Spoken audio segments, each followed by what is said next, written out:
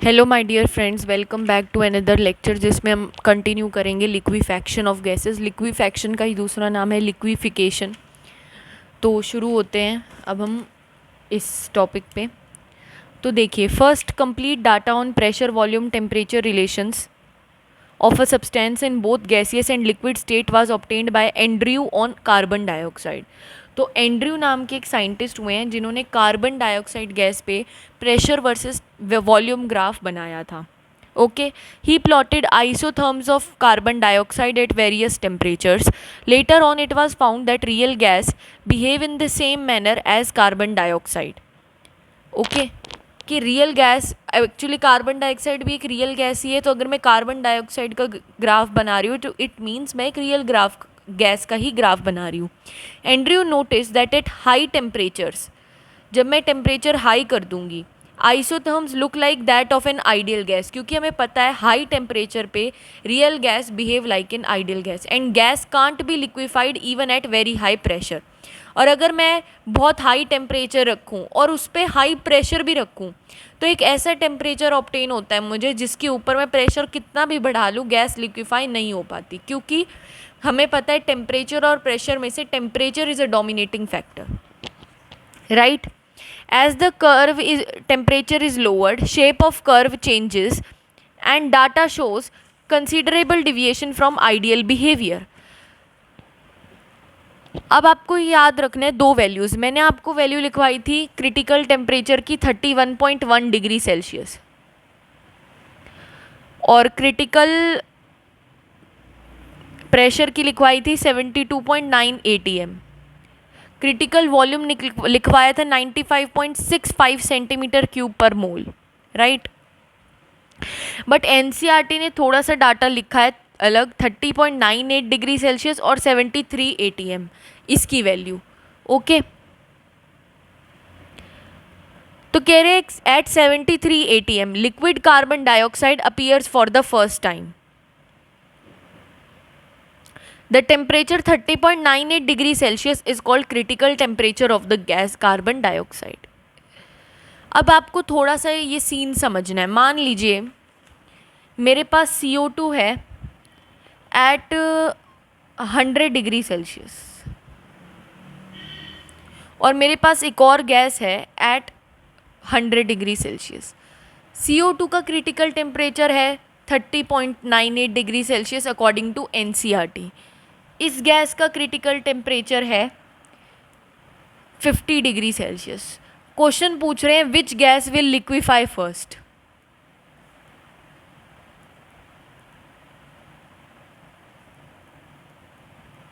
देखिए, critical temperature वो temperature होता है जिसके ऊपर गैस लिक्विफाई नहीं करेगी। मतलब अगर मैं CO2 का टेम्परेचर जब तक 30.98 तक ना ले आऊँ, 100 से मैं घटाते घटाते टेम्परेचर 30.98 ना ले आऊँ, तब तक CO2 लिक्विफाई नहीं करेगी। मतलब 30.98 डिग्री सेल्सियस और 100 डिग्री सेल्सियस के बीच में जितने भी टेम्परेचर्स हैं उसमें CO2 गैसियस फॉर्म में एग्जिस्ट करेगी। जैसे ही मैं 30.98 डिग्री सेल्सियस टेम्परेचर लाऊंगी, CO2 लिक्विड में कन्वर्ट हो जाएगी। सिमिलरली ये गैस जो गैस बी है वो 100 और 50 डिग्री सेल्सियस के बीच में गैसियस स्टेट में एग्जिस्ट करेगी। जैसे ही मैं 50 डिग्री सेल्सियस टेम्परेचर लाऊंगी वो गैस लिक्विड में कन्वर्ट हो जाएगी। ठीक है, ये आपको कंसेप्ट आई होप क्लियर हुआ है। तो विच गैस विल लिक्विफाई फर्स्ट, देखिए मैं 100 से टेम्परेचर लो कर रही हूँ 80 लाई, फिर 50 लाई, तो अरे 50 आ गया, 50 पे लिक्विड गैस भी लिक्विफाई होगी। फिर मैं 30.98 लाई, अरे अब CO2 लिक्विफाई हो गया। तो पहले कौन लिक्विफाई हुआ? B gas. मतलब जिस भी गैस का क्रिटिकल टेम्परेचर हाई होता है वो पहले लिक्विफाई होती है। ये थोड़ा दिख नहीं रहा था, दोबारा बता देती हूँ। मैं 100 डिग्री सेल्सियस पे थी इनिशियली, मैंने उसका टेम्परेचर कम किया, फिर कम किया, तो पहले 50 डिग्री सेल्सियस आएगा कि सीधा 30.98 आ जाएगा? पहले 50 डिग्री सेल्सियस आएगा। जैसे ही 50 डिग्री सेल्सियस आया गैस भी लिक्विफाई होगी, फिर 30.98 आएगा, CO2 लिक्विफाई होगी। तो जिस भी गैस का क्रिटिकल टेम्परेचर हाई होता है, जैसे 50 degree Celsius is higher than 30.98, तो वो वाली गैस पहले लिक्विफाई हो जाती है। आई गैस ये क्लियर हुआ होगा आपको। This is the highest temperature at which liquid carbon dioxide is observed. इससे ऊपर अगर मैं टेम्परेचर बढ़ाऊंगी तो मुझे गैस लिक्विड फॉर्म में नहीं, गैसियस फॉर्म में ही दिखेगी। Above this temperature, it is gas. Volume of 1 mole of gas at critical temperature is called critical volume. 1 mole याद रखिएगा. And pressure at this temperature is called critical pressure. Critical temperature, pressure and volume are called critical constants. Further increase in pressure simply condenses the liquid carbon dioxide and curve represent compressibility of the liquid. अब मान लो मेरे पास liquid carbon dioxide आ गई temperature कम करने पे, अब मैं उस पर प्रेशर बढ़ाऊंगी ना तो गैस लिक्विड सिर्फ कंप्रेस होगा और कुछ नहीं होगा। तो देखिए आप यहाँ देखिए, इन्होंने टीसी को 30.98 मेंशन किया है ग्राफ में, बट मैंने और 31.1 डिग्री सेल्सियस उससे हायर टेम्परेचर बताया है। तो आप सोच रहे होंगे कि मैंने थोड़ा गलत बता दिया। नहीं, कुछ बुक्स में 31.1 को ही क्रिटिकल टेम्परेचर माना गया है CO2 का, और NCERT कह रही है 30.98। मैं आपको प्रूफ भी दिखाती हूँ इसका, देखिए 1 मिनट।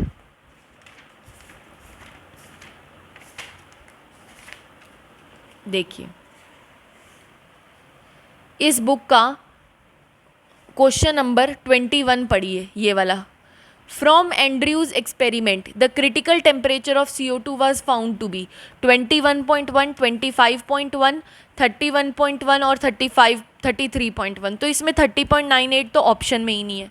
तो that means critical temperature NCERT लिख रही है 30.98, बट अगर ऑप्शन में अगर तो ऑप्शन में दोनों आ गए तो आप 30.98 को ठीक करिए। अगर ऑप्शन में 30.98 ना आए तो 31.1 तो है ही। ओके,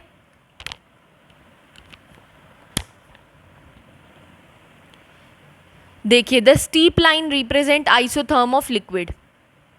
स्टीप मतलब जिसका स्लोप ज़्यादा होता है। ये वाली लाइन का स्लोप ज़्यादा है, मतलब जब लिक्विड फेज में है तो स्लोप ज़्यादा था, मैंने बताया था ये वाला थीटा, और इस वाले थीटी में ये वाला थीटा ज़्यादा बड़ा होता है, तो it means it is steep. तो जब स्टीप राइज आ रहा है प्रेशर, तो स्टीप लाइन क्या दिखा रही है? आइसोथर्म ऑफ लिक्विड शो कर रही है। आइसोथर्म ऑफ लिक्विड कि यहाँ पे लिक्विड में है, तभी यहाँ वर्ड लिक्विड आया। इवन अ स्लाइट कंप्रेशर, अगर मैं थोड़ा सा कंप्रेस करूँगी, result in steep rise in pressure indicating very low compressibility of the gas. कह रहे हैं अगर मैं गैस को थोड़ा सा ही कंप्रेस करूँगी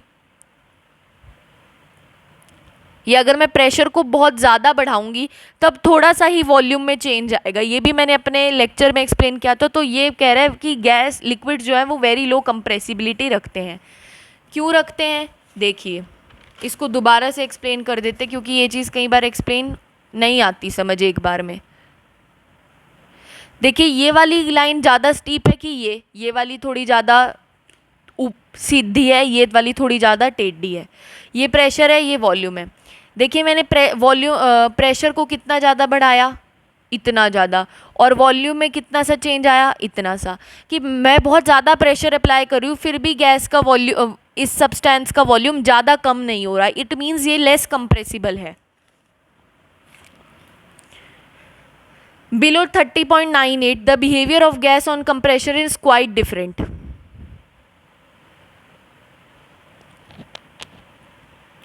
At 21.5, carbon dioxide remain as a gas only up to point B.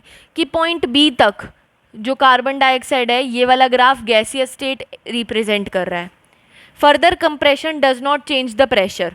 अब मैंने गैस को वॉल्यूम कम किया, मतलब कंप्रेस किया, बट प्रेशर क्या रहा इस लाइन के दौरान? P2 ही रहा।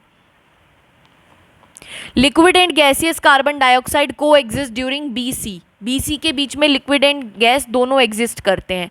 And further application of pressure result in condensation of more gas until point C is reached.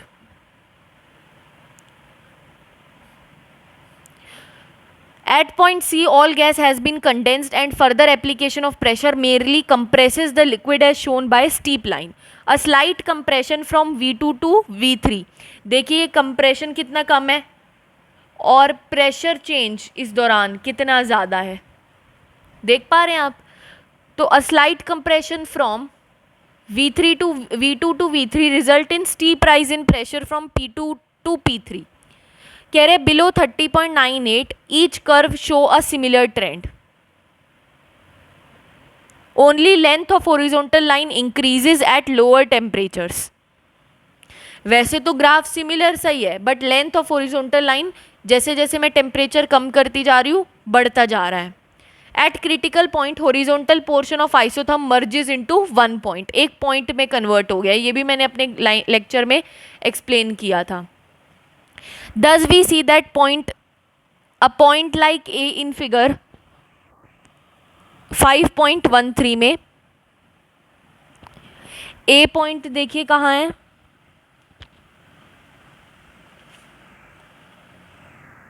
A point यहाँ है, राइट, ये रहा A point.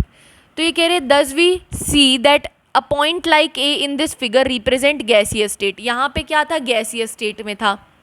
A point like D कहाँ है, यहाँ। ये क्या रिप्रेजेंट कर रहा है कि गैस किस स्टेट में है, लिक्विड स्टेट में। And a point under the dome shaped area, ये जो डोम शेप्ड एरिया है इसमें क्या रिप्रेजेंट कर रहे हैं, existence of liquid and gaseous carbon dioxide in equilibrium. ये मैंने बहुत डिटेल में एक्सप्लेन कर रखा है already.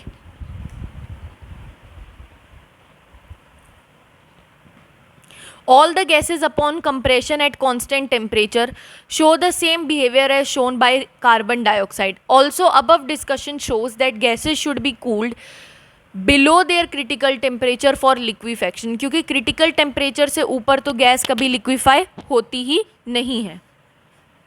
Critical temperature of a gas is highest temperature at which liquefaction of gas first occurs.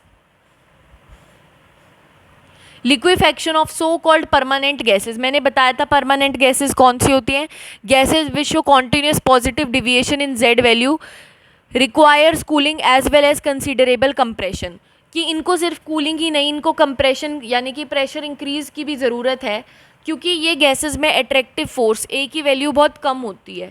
तो हमें लिक्विफैक्शन करने के लिए प्रेशर बहुत ज़्यादा प्रोवाइड करना पड़ता है परमानेंट गैसेज को।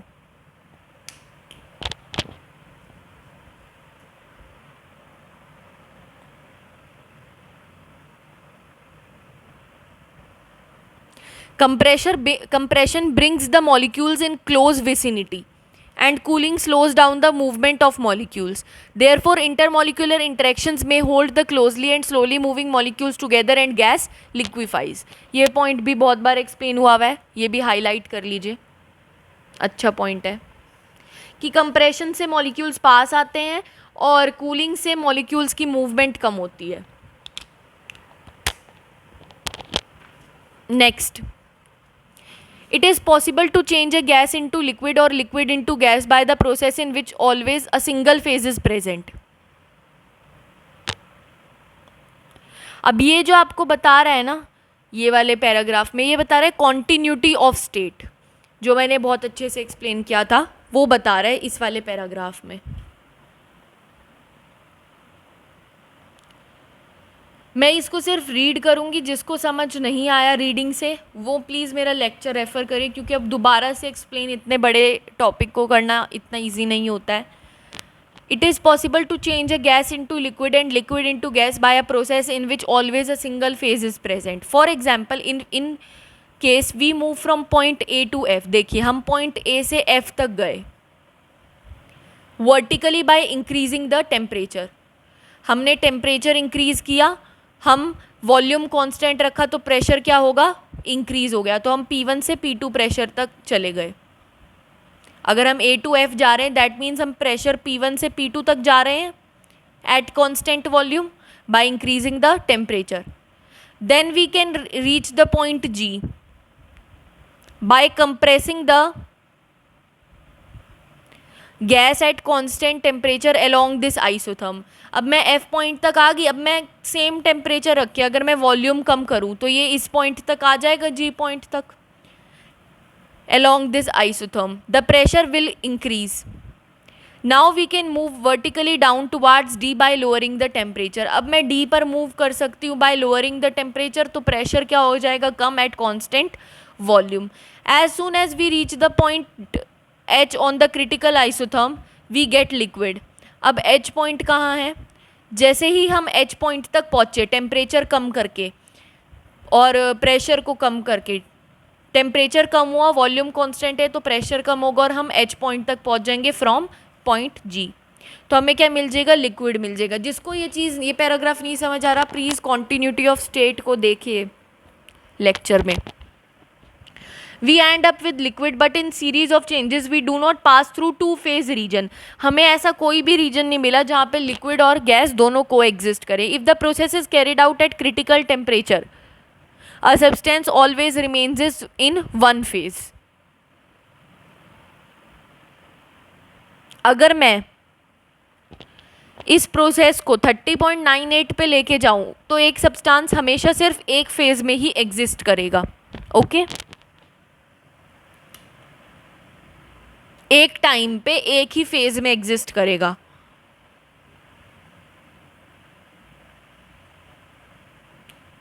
ये नहीं कि एक टाइम पे दो दो फेजेस में एग्जिस्ट कर रहा है, ये मतलब है इस लाइन का।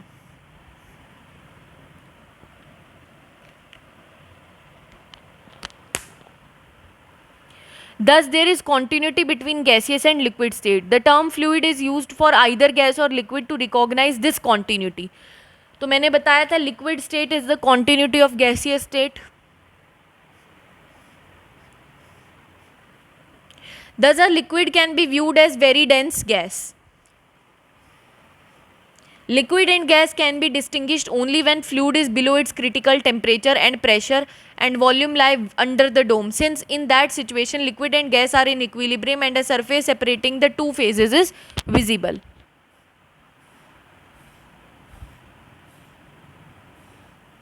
क्योंकि हमने जब हम ये पढ़ रहे हैं क्रिटिकल टेम्परेचर की, यहाँ पे भी डेफिनेशन है वेपर प्रेशर में, तो क्रिटिकल टेम्परेचर पर लिक्विड और वेपर के बीच की बाउंड्री डिसअपीयर हो जाती है, ठीक है।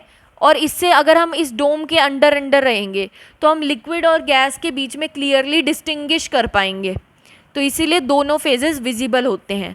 बट अगर मैं क्रिटिकल टेम्परेचर या उससे ऊपर जाऊं तो दोनों फेजेस में विजिबिलिटी हट जाती है। देखिए ये चीज़ आपको, ये पॉइंट हो सकता है अभी ना क्लियर हो, बट ये जब मैं वेपर प्रेशर बताऊंगी तो क्लियर हो जाएगा। हालांकि ये वेपर प्रेशर वाले लेक्चर में भी क्लियर किया है ये point. In the absence of this surface, there is no fundamental way of distinguishing between the two states. At critical temperature, liquid passes into gaseous state imperceptibly and continuously. कह रहे हैं eight critical temperature पे liquid सीधा ही gaseous में convert हो जाता है, continuity में रहते हैं। The surface separating two phases disappears eight critical temperature. A gas below the critical temperature can be liquefied by applying pressure and is called vapour of the substance. Carbon dioxide gas below is called carbon dioxide vapour. क्यों? क्योंकि critical temperature से below उसकी liquid state भी exist करती है, और जिस भी चीज़ की लिक्विड स्टेट एग्जिस्ट कर रही है दैट मीन्स उसको हम गैस ना कह के उसको वेपर फेज में कहते हैं जब वो वेपर फेज में आती है। आपको पता है गैस और वेपर में डिफरेंस क्या होता है? कि eight normal temperature and pressure, जो रूम टेम्परेचर होता है उसमें जो गैस होती है वो तो गैसियस फॉर्म में एग्जिस्ट करती है, बट नॉर्मल टेम्परेचर में जो लिक्विड हो, वेपर हम तब यूज़ करते हैं जब नॉर्मल टेम्परेचर पर प्रेशर पे वो सब्सटेंस लिक्विड में हो और हमने उसका टेम्परेचर इंक्रीज़ करके उसको एक गैसियस स्टेट में चेंज किया हो, तब वो वेपर होती है। बट वो रूम टेम्परेचर पे ही अगर गैसियस स्टेट में एग्जिस्ट कर रहा है तो वो गैस कहलाएगी। अगर वो रूम टेम्परेचर पे लिक्विड में एग्जिस्ट कर रहा है और हमने टेम्परेचर इंक्रीज़ करके उसको गैसियस स्टेट में बदला है तो उस लिक्विड की गैसियस स्टेट वेपर कहलाती है। Okay, I hope this much is clear to you. ये वाला क्वेश्चन मैंने आपको 2 मिनट पहले करवाया है, इसको आप खुद सॉल्व करेंगे कि कौन सी गैस पहले लिक्विफाई होगी। जिसका भी क्रिटिकल टेम्परेचर ज़्यादा होता है उसका वो गैस पहले लिक्विफाई हो जाती है। ओके, तो ये इस क्वेश्चन में यही लिखा है। इसी के साथ हमारा लिक्विफैक्शन कंसेप्ट होता है क्लियर। अब हम लिक्विड स्टेट पे पढ़ेंगे अपने नेक्स्ट लेक्चर में। थैंक यू, तब तक पढ़ते रहिए।